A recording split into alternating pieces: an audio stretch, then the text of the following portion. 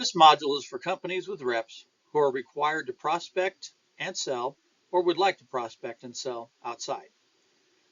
This module discusses many facets of specifically outside prospecting and selling, from the various types of outside reps with general descriptions, how to get a program started and up and running, how to track their activity and numbers, time management, scheduling appointments and activity, management review of activity, and referral programs.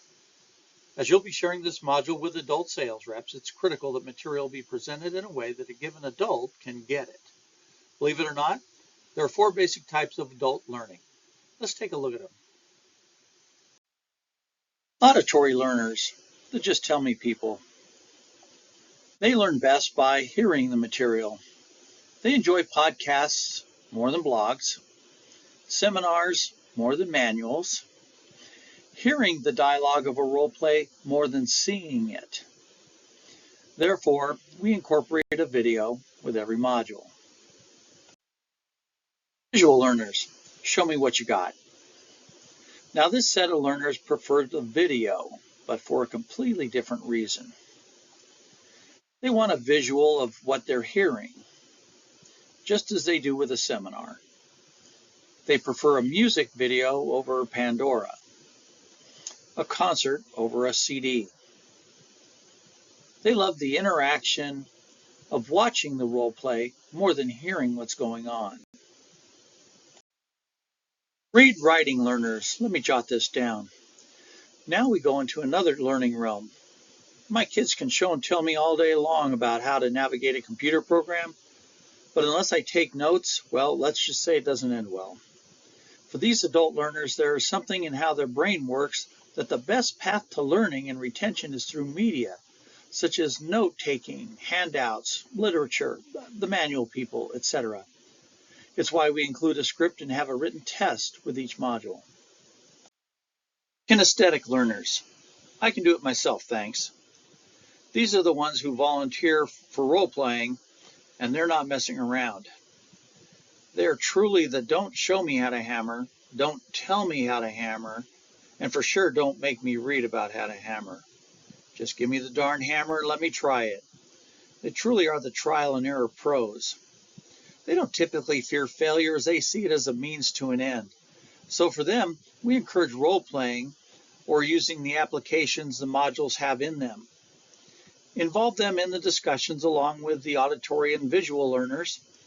Don't worry too much about the read writers, although some interaction is always going to be required. They tend to do just fine with the content. But be aware of the ones who are not interacting or taking notes at all. Require that they get on the field and out of the stand, so to speak. That should be a red flag. What you should expect from this module. All the content is included in written form. Feel free to take notes along with the video. They'll be an asset during role-playing and discussions, not to mention a great reference to review next time a call, lead, appointment, or meeting doesn't go quite as planned, Murphy's Law.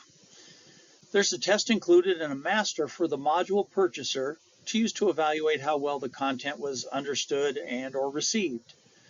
It's our intent for this module to refresh and educate sales reps of all tenures on the concepts within this module. Feedback is always appreciated. It is how we improve who we are, what we are, as well as the product we offer you, our clients. To start with, most companies define an area of responsibility or territory the rep is responsible to cover. These types of areas could be general area reps, newbies to selling or your business, etc. 1, 2, 3 county areas or states. You can go into area X, i.e. Birmingham, as shown on the screen. Now go sell our stuff. The following prospective type clients would be off limits. Specific market reps. This rep has defined areas of calling on or markets such as architectural, industrial, engineering, religious, education market. They require more experience than a general area rep and are usually promoted from the top of the general area rep group. Major or regional account reps. These reps are the next tier up. They usually are promoted from the top of the specific market class. In general, a major or regional account might be determined solely on its size or the number of locations or plants they have in a given geographic area. Their markets will be similar to the specific market reps, but their focus is on the following types of clients: local government agencies, large companies with regional footprints, In-N-Out hamburgers, Stater Brothers markets, Los Angeles Unified School District, or Wells Fargo Capital 2 on the West Coast. That sort of client. National account rep. Again, a step up from the major account reps. These handle some big players: federal government accounts, pharmaceutical companies, national airlines, food distributors, trucking firms, car rental agencies, etc. Any entity with a national footprint. This job needs a high degree of experience, education in the field they're selling in, excellent people skills, and the ability to seamlessly mesh all the aforementioned together. National accounts often make global decisions such as a company-wide uniform service, office automation brand, or rental fleet. They're highly resistant to taking chances on the new guy. Just because you're better, cheaper, and faster, they want it proven. They want someone else to be first to have tried you out. They want glowing referrals and more than a couple. They may want you to modify your product, program, or service to accommodate them. Their sales cycle is typically long and very involved. You, your product, program, service, and company will be highly scrutinized. People have lost their career by taking a chance on an upstart, unproven idea only to have it fail. International market reps. This is the top of the food chain. And realistically, if your company has international clients, sales a la carte is not the company for you. At your level, you should have in place a solid experience management team, VP of sales, regional and general sales managers. The top two positions should have international sales and management experience. That said, the specific major and national account rep positions should be filled with mature, seasoned professional sales reps. They have proven to have the skill set needed for those positions. At this level, if you lose a client, it can mean thousands of dollars in annual revenue lost to literally millions per year. These reps know how to do it all: qualify, build rapport, present, overcome objections, and close the deal. They have well-developed people skills and can effectively manage their book of business. All the positions above the general rep may have longer or extended selling cycles. With many large companies, they'll be dealing with purchasing agents or buyers, certainly a different breed of prospect. We'll be addressing these types of reps except the international rep. General area outside rep. Like every rep we'll discuss here, they'll need their owner or manager to define their area of responsibility, geographically and or by prospect type. If it's copier sales, just about everyone in the area. Credit card processing, pretty much every business imaginable. Mobile tool truck, much more business specific. Dental chairs, well, you get the idea. Once you give your new area rep the geographic boundaries, how are they going to cover it? How will you track it? Well, there are many territory management programs out there to evaluate and choose from, like MapLine and Outfield, that can assist in scheduling, planning, mapping, and prospecting days. To be effective and have any type of time management, you and they must have a plan.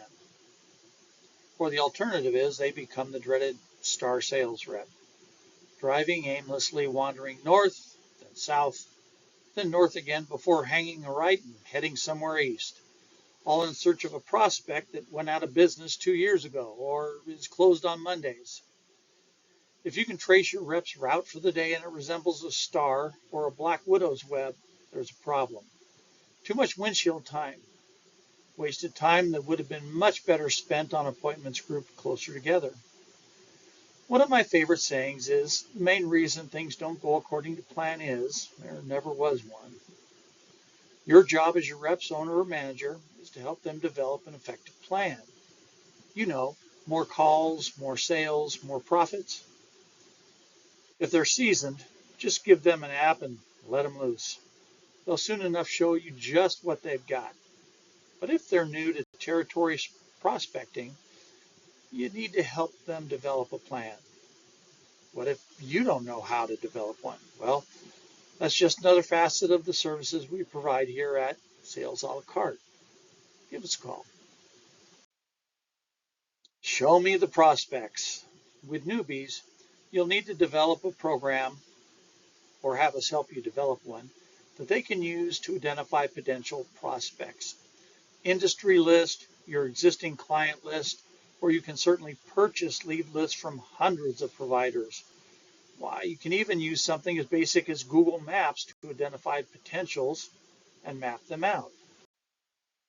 Once you have a program in place to find or identify prospects, your business model, depending on the type of client you go after, may be to schedule appointments before going out. Your model may be cold calling. But whatever your model is, how do you accurately track activity?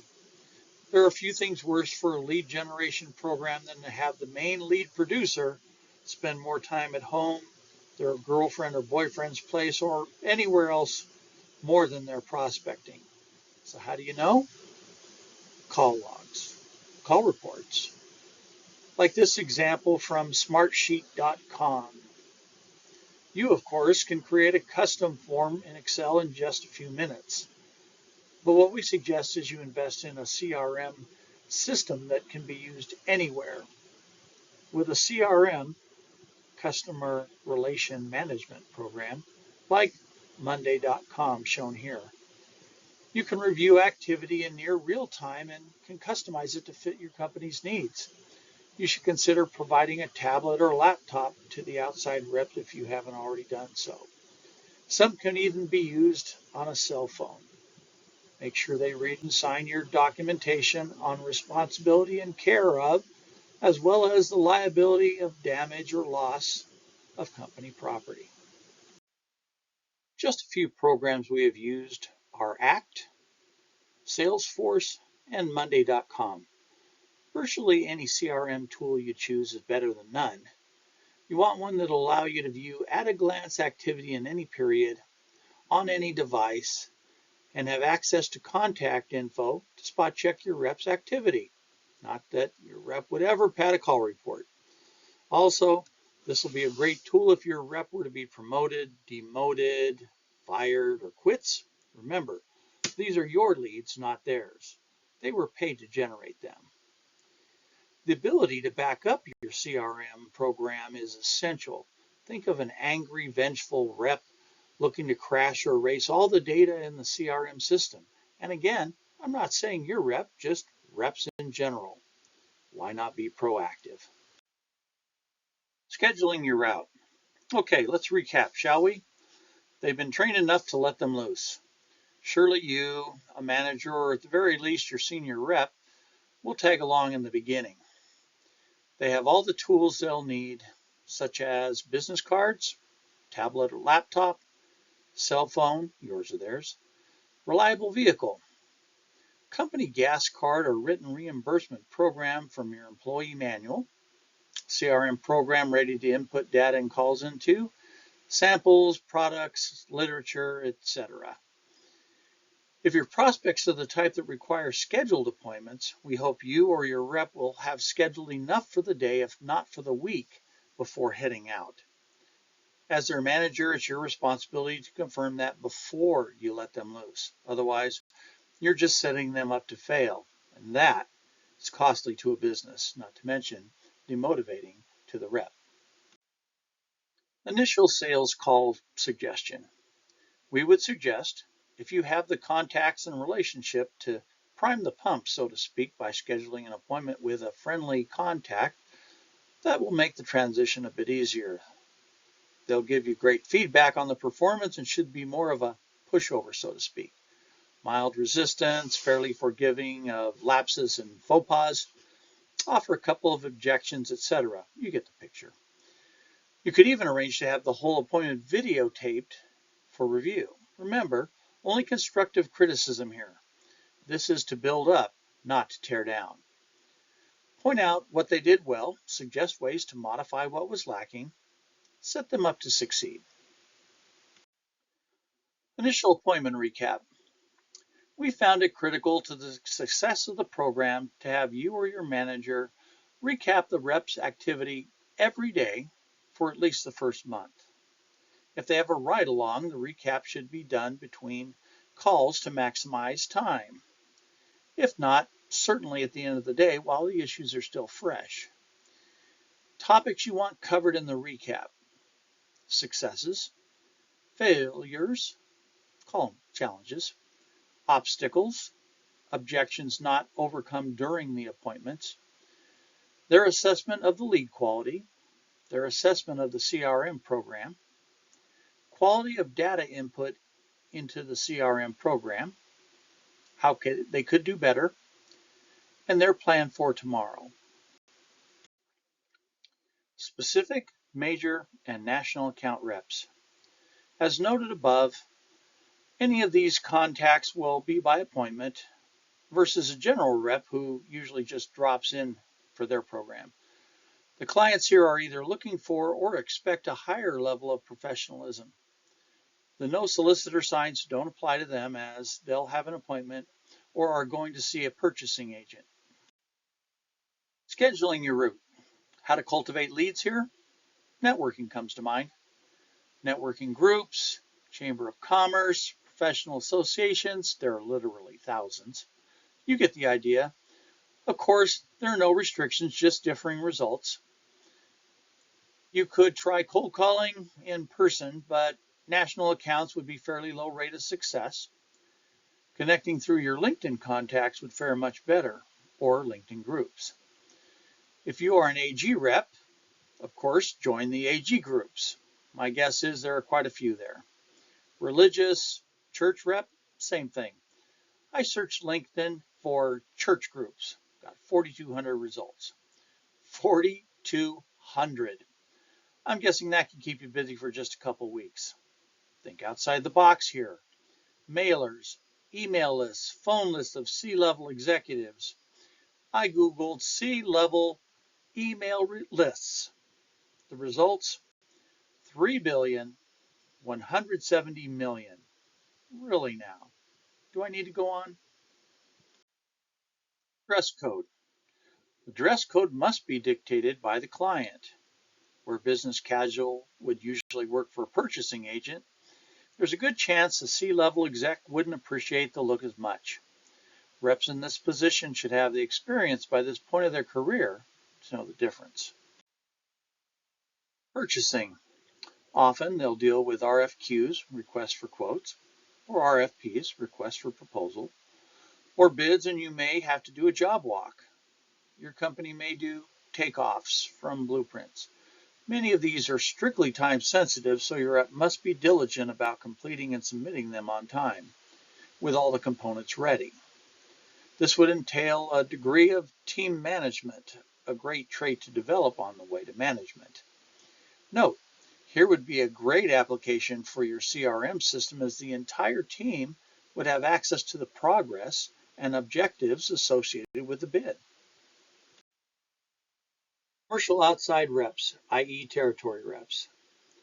They're similar to residential in-home outside reps in a number of ways. They both need appointments, although both can cold call or canvas to generate leads. Both need a good sales process on their respective product or services, and both need a quality CRM system in place to log activity. They're likewise different in a number of ways. With homeowners, you typically don't want one-leggers, which is only one of two homeowners are there. There are, of course, exceptions, but they're just that, exceptions. Unless you like wasting your time doing a 1 to 3 hour presentation only to have the one party say, wow, that was great. I'll talk to my partner for 3 to 5 minutes and recap your 3 hour appointment with the key points that I can remember. I won't be able to answer many of the questions, but I'm sure we'll be calling you back real soon. I promise. Commercial programs. In commercial programs, you deal with the owner, office manager, or purchasing agent. The process is similar in that you may have an influencer and a decision maker, but different in that the decision maker is usually clear. The sales cycles generally tend to be longer, depending on the product. The process may involve becoming socially close for an extended period of time, as in pharmaceutical sales or real estate, and or may be recurring, whereas most in-home sales are more likely to be one and done, such as pool, remodeling, or roofing, for example. Once you get in, now's the time for you to shine. You'll need the best presentation you can give your reps, and hopefully a rep with the talent to connect and make it shine. If you have one, great. But if not, we can help you with that as well. If you've always just ran your company the best you could, but never really mastered the prospecting or selling part of it, let us give you a hand in just the areas you need a little help in. Follow-ups and referrals. A note on following up. Sadly, I found over the years it's all but a lost art form. The one and done mentality is pervasive in today's reps, but is follow-up prospecting. If you have to ask, you've come to the right place. Isn't asking for referrals prospecting? Of course. And what kind of lead is the best kind of lead? A referral. Why? Because they tend to shop you less. They believe their friend and neighbor or relative has done all the legwork for them. They trust their opinion. Because referrals tend to barter and grind less. Why? Because they've already asked your client how much they paid, and they've already been price impressioned. They know just about what they'll pay because they'll have fewer objections, because they have seen your work or product and have chosen to talk with you anyway. They know what to expect. Referral program. If your company doesn't have an active referral program, I strongly suggest creating one, or have us help you create one. But for all the reasons above, just get her done. Here's a few suggestions to help you along. Send thank you cards personalized, not boilerplate. Include a couple of business cards for them to pass out to the referrals. Ask for before and after pictures, or better yet, take them yourself for that personalized still care touch. Straight up ask for referrals. I've worked with companies who asked for referrals at the time of the close. I've had some do that, but many customers said, okay, but after I've seen the quality of your work. I get that. So I recommend asking during the follow-up. Compensation. This is where the referral fee was created. Offer the referrer a reward if the referral sells. A flat rate, percent of the sale, a gift card. Note, this is usually where greed steps in. People get cheap. Take a step back, put on your management hat, and simply ask yourself, how much do I pay for each mediocre non-referral lead I get? $300, $500? And some of you are actually considering whether you should give them a $10 or a $25 Starbucks gift card? Really?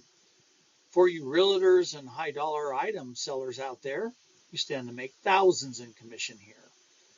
Have a program that would make you want to give someone a huge sale and have them make a ton of commission on. Don't be cheap and then wonder why you're not getting the referrals. Ask for a written endorsement or a video endorsement. They can be used with your marketing campaigns. Nothing says, you can trust me like a third-party endorsement. Think about it. We all want to know who says so besides yourself. Take a picture of them in front of the sold sign of the home they just bought, of the family and the pool you just built. How about under the patio you just installed? They can send it to all their friends and post that pics on their Facebook page. You get the idea. How many of your competitors are doing something like this? Just saying. This type of prospecting is what's known as bird dogging. It's where someone else, your bird dog, flushes the leads, the birds, out for you. It costs you virtually nothing for the referral that's generated. I find it amazing how few companies and reps put so little effort into this process, especially when everyone loves the referral. These ideas are just a sampling of what you can do. No limits here. Think outside the box. Everything is on the table.